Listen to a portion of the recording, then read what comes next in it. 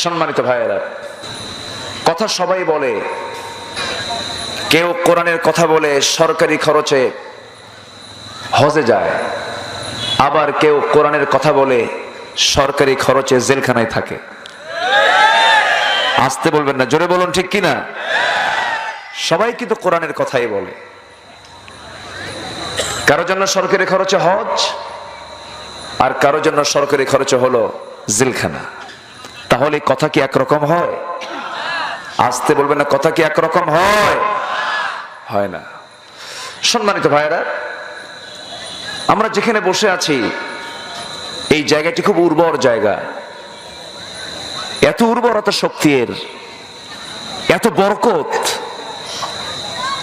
এতটাই রহমত এই জায়গায় যে ফেরেশতারা আমার আপনার জন্য গুনাহ মাফের জন্য আল্লাহর কাছে দোয়া করছে। জোরে বলি সুবহানাল্লাহ। এই বরকতপূর্ণ জায়গা আমরা হাজির হয়েছি, কোরআন শুনতে এসেছি, আমরা ভাগ্যবান। কোরআন বুঝতে এসেছি, শিখতে এসেছি, আমরা ভাগ্যবান। বলি আলহামদুলিল্লাহ। সবাইকে কোরআন শিখতে চায়? সবাইকে কোরআন শিখতে চায়? সবাইকে কোরআনকে মানতে চায়? সবাইকে কোরআনকে বুঝতে চায় না? বুঝতেও চায় না, শুনতেও চায় না, জানতেও চায় না, বরঞ্চ কোরআনের আলোচনা কেমনে বন্ধ করা যায় তার পেছনে লেগে থাকে। আছে এমন মুসলিম আছে নাকি? সে কি আসলেই মুসলিম? আসলে কি সে মুসলমান? না।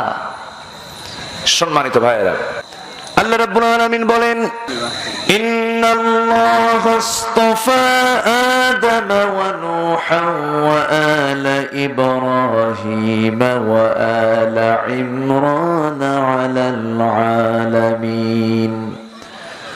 আল্লাহ রাব্বুল আলামিন আদম আলাইহিস সালাতু ওয়াস সালামকে, নূহ আলাইহিস সালাতু ওয়াস সালামকে, ইব্রাহিম আলাইহিস সালাতু ওয়াস সালামকে, আলে ইমরানকে মনোনীত করেছেন, শ্রেষ্ঠত্ব দিয়েছেন গোটা বিশ্ববাসীর উপরে। এই কথাটা কার? আসতে বলবেন না কার? মর্যাদা দেওয়ার মালিককে, সম্মান দেওয়ার মালিককে, আবার বেইজ্জত করার মালিককে। ওই মিশরের পার্লামেন্টে 1600 বছর ধরে বিশাল ক্ষমতা নিয়ে, দাপট নিয়ে, ক্ষমতা পাওয়ার পর থেকে নিয়ে মৃত্যুর দিন পর্যন্ত বিশাল সম্মান সহকারে ফেরাউন উপাধি নিয়ে ফেরাউন ক্ষমতার মসনদে ছিল। কিন্তু সেই ফেরাউনকে পানিতে চুবায়া জিল্লতির মউত কে দিয়েছেন? আসতে বলবেন না, কে দিয়েছেন? আল্লাহ পাক দিয়েছেন। সকল কল্যাণ কার হাতে? সকল সফলতা কার হাতে? আবার সকল অকল্যাণ কার হাতে? আল্লাহর হাতে। সেই মহান রব্বুল আলামিন আলে ইমরানকে, তার বংশধরকে সম্মান দিয়েছেন, মর্যাদা দিয়েছেন, এবং সেই বংশেই এসেছেন মারিয়াম বিনতে ইমরান আলাইহিস সালাতু ওয়াস সালাম, এবং তার গর্ভেই জন্ম নিয়েছিলেন পিতৃহীন এক সন্তান, যার মৃত্যু আজও হয়নি, যিনি আবার এই পৃথিবীতে আবার আসবেন। তিনি কে? বলুন, তিনি কে? ঈসা আলাইহিস সালাতু ওয়াস সালাম। তিনটি কাজ করতে বলেছেন। একটা হলো, প্রথম হলো ধৈর্য ধরো। প্রথম কি ধরো? বলুন, প্রথম কি ধরো? ধৈর্য ধরো, সবর ধরো। সবর ধরতে হবে, সবরে জামিল ধরতে হবে। এই ধৈর্যের পরিচয় দিতে বলেছেন কে? একটু জোরে বলুন না ভাই, কে? আল্লাহ পাক। ধৈর্য যার আছে, ঈমান তার নিরাপদ আছে। আর ধৈর্য যার নেই, ঈমান তার নিরাপদ নেই। ঈমানকে নিরাপদ রাখতে হলে ধৈর্যের বিকল্প কিছু নেই। আল্লাহ পাক এজন্য বিভিন্ন জায়গায় সবর নিয়ে বহু কথা বলেছেন, বহু আলোচনা করেছেন। এবং এই পৃথিবীর যত আম্বিয়া কেরাম এসেছেন, সকল আম্বিয়া কেরাম ছিলেন ধৈর্যহীন না ধৈর্যশীল? ধৈর্যহীন না ধৈর্যশীল? প্রত্যেক পয়গম্বরই ছিলেন এক একজন ধৈর্যের পিরামিড।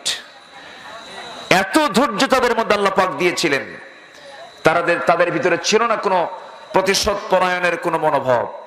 তাদের মধ্যে ছিল প্রতিশোধের ভাব না ক্ষমার নীতি? ক্ষমার নীতি ছিল। কেন?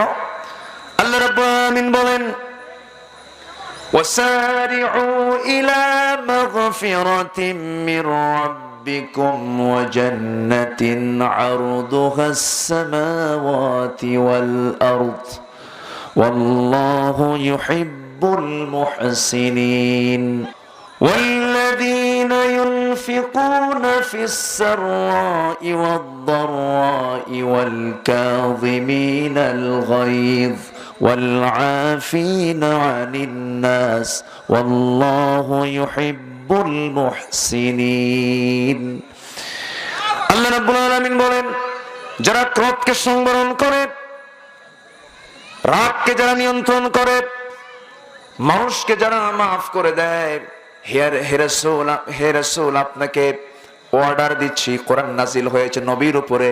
কার উপরে? নবীর উপরে।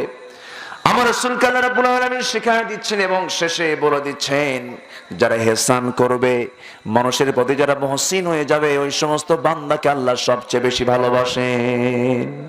জোরে বলি সুবহানাল্লাহ। কিন্তু আজকে আমার দেশে আবাদ হচ্ছে মানবতার আবাদ না হিংসার আবাদ? বলুন বলুন বলুন বলুন, মানবতার না হিংসার? হিংসার আবাদ হচ্ছে। এত প্রতিহিংসা প্রত্যেকটি অঙ্গনে। আমি আজকের মাহফিলে প্রথমেই বলতে চাই আপনাদেরকে, বেশি করে আলেমদের জন্য দোয়া করেন। আলেমদের মধ্যে হিংসা আছে না নাই? আসতে কোন কেন?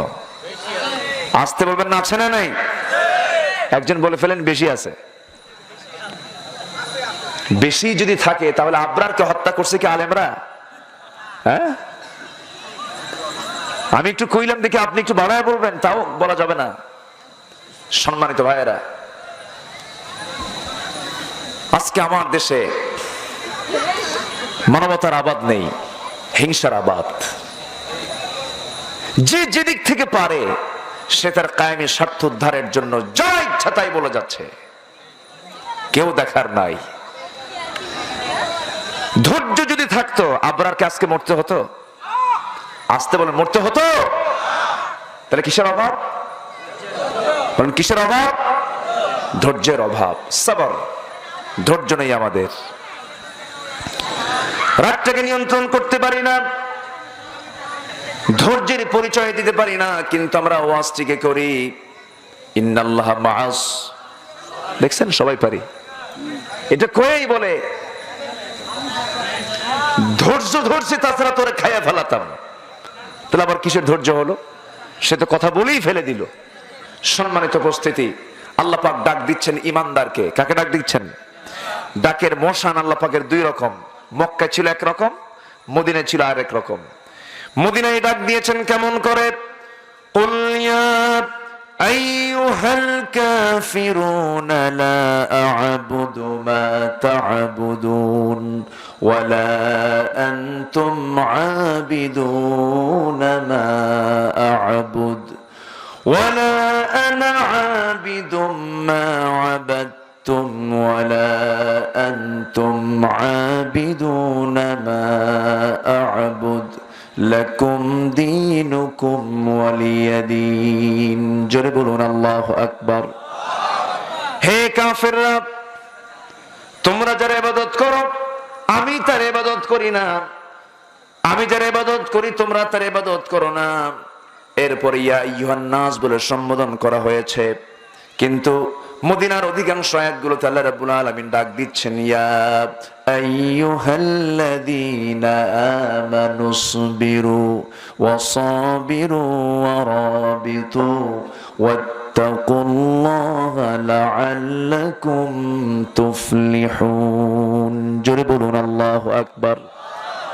139 আয়াতের সামনে আল্লাহ রাব্বুল আলামিন ইয়া আইয়ুহাল্লাযীনা আমানু বলে সম্বোধন করেছেন।